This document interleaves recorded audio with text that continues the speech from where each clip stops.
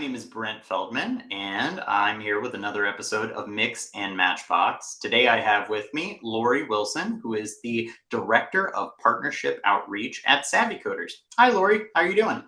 Hi, Brent. I'm good. How are you? Doing really well. Thank you so much for joining me. I know that we've known each other for quite a while, and so thank you very much for being a part of our podcast. Sure. Thanks for having me. To start off here, how did you get into the tech arena and maybe more specifically Savvy Coders? Sure. So many years ago, I started my career at Mastercard in a technology role. And about 6 years later, I was recruited out to another technology company. And I thought, wow, what a great role. I was as a recruiter. You get to marry the business with the technology, you get to keep your hands sort of in both. So I found a company that would take me without any experience, and they hired me. And I did that for many, many years, probably about 30 years. And then when COVID hit, I lost my job. So I had a little bit of time to sit and reflect and try and determine what I really wanted to do. Somebody introduced me to Elaine Quetham, who founded Savvy Coders. And through our conversation, she described where she felt there were places for improvement in the boot camp, skills to be brought to the table. And as we talked, I realized that the skills that she needed were the strengths that I have. So I started working with Savvy Coders about 2 years ago. That's awesome, and I do have kind of a similar story about. Unfortunately, I lost my job as well. 10 months into a marketing job, I ended up being let go. There were some red flags in the company. They were downsizing. My manager had just lost his job, and anyway, but that actually led to me starting Matchbox. We were doing that a little bit early on as I was working in that job, Cullen and I, and then that's what led to this. So everything leads to a better place, and certainly it sounds like it did for you as well. Yes, absolutely. I'm in the best position probably that I've ever been in. So it's great. That's wonderful. During your time there, or kind of like in the industry as a whole in recruiting, what sort of changes have you seen in workforce development? So workforce development is the buzzword these days. I'm happy to report that companies are coming to the realization that we can't just keep trading mid-level and senior level resources back and forth from company to company, that they actually need to invest in growing their own workforce. So they're starting to come to boot camps like ours, like Savvy Coders, and consume our boot camp graduates and set them on a path within their own company for success. For sure. I completely agree with that. I know that in the news, in the business journal, like you'll certainly hear about the big quit and how there's a lot of people, kind of leaving workforces and really kind of growing, developing talent, continuing to develop talent, not just kind of like hiring them on is a wonderful way to obviously, get a, good, stable workforce. So what are you seeing as far as skills that are needed that Savvy Coders is filling? Sure. So I had one of my newest client partners tell me that cybersecurity is the next tsunami that they are facing. So I'm happy to report that we just graduated our first group of cybersecurity students, and we're getting ready to start another. Another big skill set that's in demand. They say, data is the new currency. And so data analytics and Python, that's another boot camp that we started last year that's been really, really successful. Absolutely. Yeah, you hear tons of stories about cybersecurity attacks, and certainly just whether that be from other countries or other organizations trying to, mine data or get information. So I could certainly see how that's like a growing need or a trend. And data and analytics just applies everywhere, as people are certainly invested in recruiting, people to sort of hone in and understand the data that they're maybe accruing, but not necessarily doing anything with. I could certainly see how that's a really big need and a growing trend too. What would you say is the thing that sets Savvy Coders Bootcamp apart from others? That's a great question. There are several things. So I think that the support that we provide the students is probably unmatched. We only allow 15 people into each cohort, so the time that we can spend with people is unlike any other boot camp, and we really get to know people. So, like, in your case, if I suggest a student to you, you know that I know that person because I've been working with them. The TA to student ratio is about a 3 to 1. So, lots of support. One of the biggest things is that we do not charge a fee to our client partners. So we really want there to be a no barriers to employment model. So I make an introduction and the client takes it from there. I think that's a big differentiator. Yeah, I would say that it is. It's huge. And I know that people pay a lot of money for recruiters. It's expensive to get new talent in sometimes. And the fact that you're providing them competent training and then really a pathway into a job is great, not only for that talent that you're developing, but also the company as well. Mhm. As you've been graduating, students have had plenty of cohorts come in of different full stack classes. I wonder, how does that make you feel, to have, made that kind of impact on their lives? So I've been a recruiter for a long time. And when I look back, I think I probably worked with a lot of people that didn't need my help as much as these folks do. So we work with a lot of underrepresented, underemployed people that would not necessarily be able to afford college. They wouldn't have a portal into information technology, and we give that to them. And that allows me to sleep well at night because we are getting people great jobs, and that provides them with a living wage. So it helps our companies and our communities and individually as well. That's wonderful. As you're dealing with like students that may be coming from either a current position or they might be coming from, just straight out of high school. Mhm. How would you say this experience differs for, those two kind of different audiences? So that is the fun thing, I think, about these cohorts is the varying levels of ability and experience. So we do have people that just come out of high school. We have people that have been in different industries, maybe a barista their whole life, maybe somebody that is taking a chance to pivot out of whatever corporate job that they had and they want to become a developer or a data analyst. So I do find that having people from corporate America that already have that experience is so helpful within the boot camp. So the people that are brand new, they're coming up and they're learning from the people that are coming from corporate America. And they're giving real life examples of how teamwork happens and how real work happens as the days go on. So they're just learning. People are learning by listening to others that have the experience, and it's a great thing. That's cool. How, in your opinion, what kind of makes a good candidate for savvy coders? Somebody that is passionate about technology, interested in learning. Sometimes it's, oh, I got interested in technology from playing video games. And I always wondered, could I create my own characters? Or maybe it's a family member that is in information technology. And sometimes it's just none of those things. It's just somebody taking a chance, but they are a continuous learner. Maybe they downloaded courses and tried to learn on their own, but realized they need some structure and some guidance. But truly, the boot camp is not easy. None of them are. So it's somebody that's a continuous learner and somebody that's going to persevere and wants a better life for them at the end of the boot camp.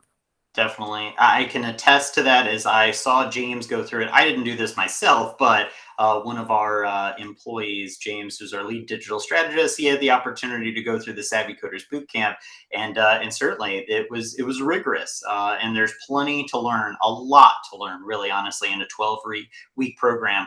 And to do that effectively, to make sure that everybody's kind of getting the knowledge that they need to, yeah, there's plenty of study, plenty of kind of coursework involved, but it's great because it really does, get people prepared for, the Mhm. potential career or the skills that they might need afterwards. So I definitely, I can attest to it being rigorous, but in a lot of ways, that's exactly what it needs to be. So that's Mhm. wonderful.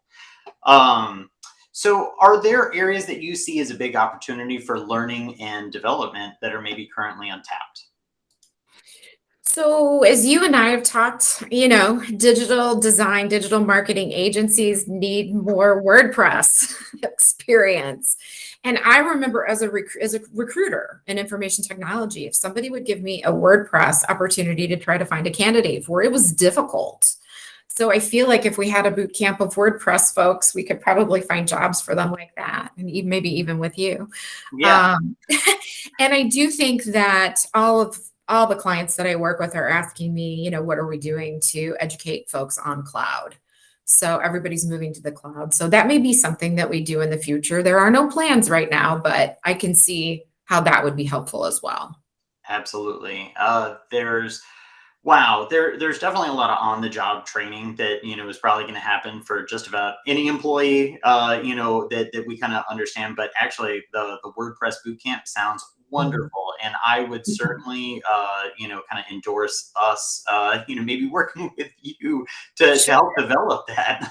Because at the end of the day, WordPress is one of those things where there's a lot of people that are developers, quote unquote, on the platform, but there's a lot of granularity to that. And WordPress itself has developed over the 12 years that we've been working on the platform.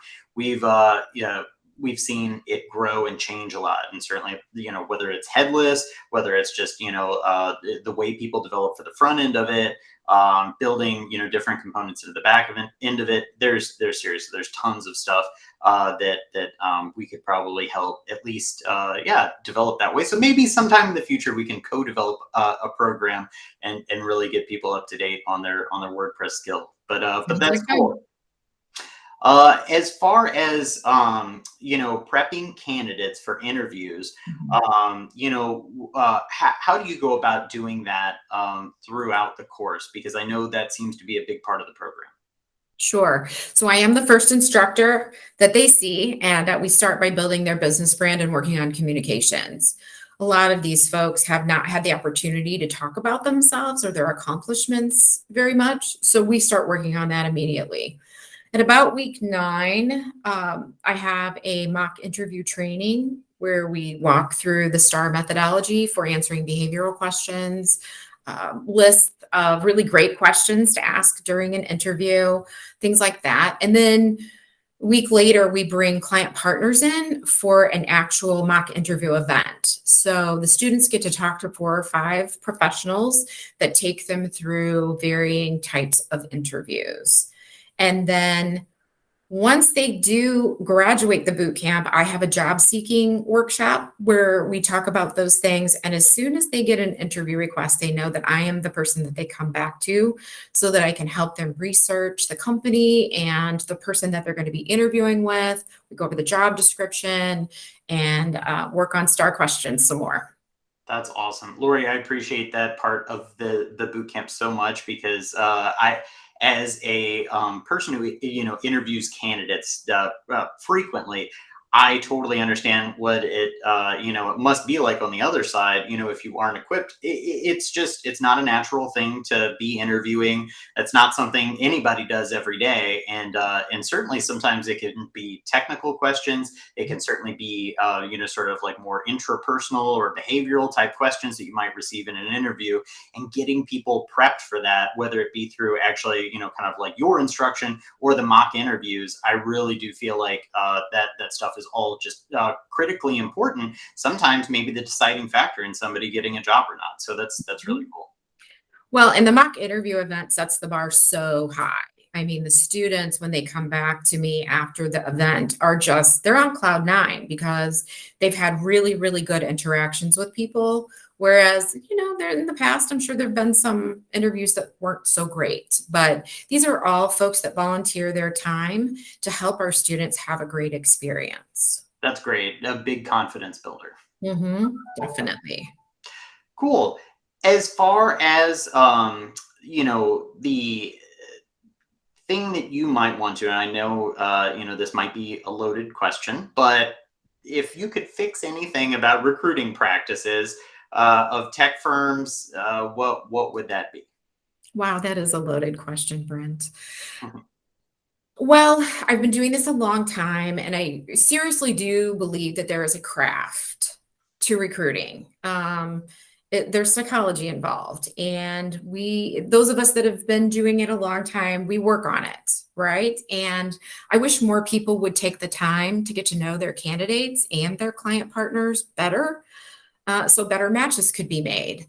I think that sometimes it's treated a little bit more like a machine in that, tactically, you talk to as many people as you can, and therefore you're going to make as many matches as you can. And I think if you really get to know your candidates and your clients, there's going to be a better, more long-term match made there. That is super important, helpful. I know recruiting can be expensive. Finding the right culture Mhm. fit, skills fit, certainly it can definitely be tough. But also, I agree. I completely agree. Very important to finding talent that's going to hopefully be with you for a long period of time, and certainly having people that are hopefully looking for that right fit for you is really important. So anyway, that's great. Um, if there's anything else you'd like to say about savvy coders, yeah, please let everybody know, because I certainly I can speak for it too, but I'm sure you've got way more knowledge, expertise, and thoughts on the matter than I do. Sure. Okay. Maybe a recap. So we're going to have 5 full stack web development cohorts this year, 5 data analytics and Python cohorts, 2 cybersecurity and ops.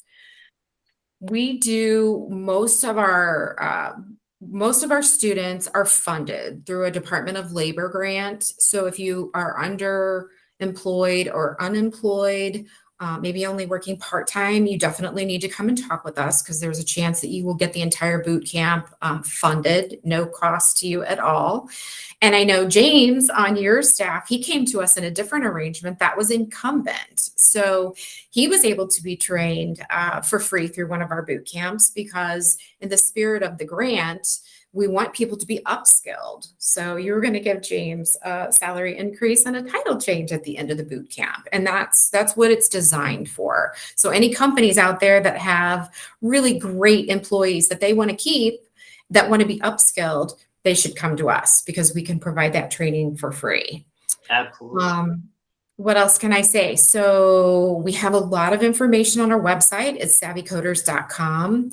For each of our boot camps, we do preview nights. So you can spend an hour and a half doing some coding yourself, and really kind of stepping in and seeing what you would experience within the boot camp. Great. I can speak for, our company and just say that the skills that James received through the full stack developer, sort of course it was just invaluable to not only understanding simple things like, the Git workflow, or like, committing code and all those sort of things, in order to build a better pipeline of communication between digital strategy and really the development team. So as we can have, easier conversations, talk the talk, make sure that obviously we're getting all of those sort of technical elements through, we can basically, be doing better work at the end of the day. So Mhm. honestly, I do feel like, yeah, definitely James endured, a heavy 12 weeks going through the course, but he came out with just, not only more skills, but also just really, really loved the program. He had nothing but great things to say about you, about the TA, and just like going through the course in general. So honestly, we've experienced it ourselves, and yeah, and really thought it brought a lot to the table and stuff for us as a company. So we appreciate it. Good. We had one other company that participated in the incumbent model this last cohort, and they had employees with complementary skill sets. So they knew R, we teach Python. They knew Power BI, we teach Tableau. So the company sent 2 people to our data analytics and Python bootcamp just to learn those complementary skills. And again, they were able to bring real world, this is how it works, when you're working on a team, to some of the other students in the cohort. It just worked so well. That's awesome. Well, Lori, I must say, thank you so much for, joining me today. I definitely appreciate all, your kind of insights about workforce development, and definitely about, all the details on Savvy Coders too. Certainly, thank you so much for joining us. Thanks. It's an exciting time in workforce development, and so happy to be a part of the Savvy Coders team. Awesome. Well, this has been another episode of Mix and Matchbox. Thank you for joining us, and we'll be back with more content.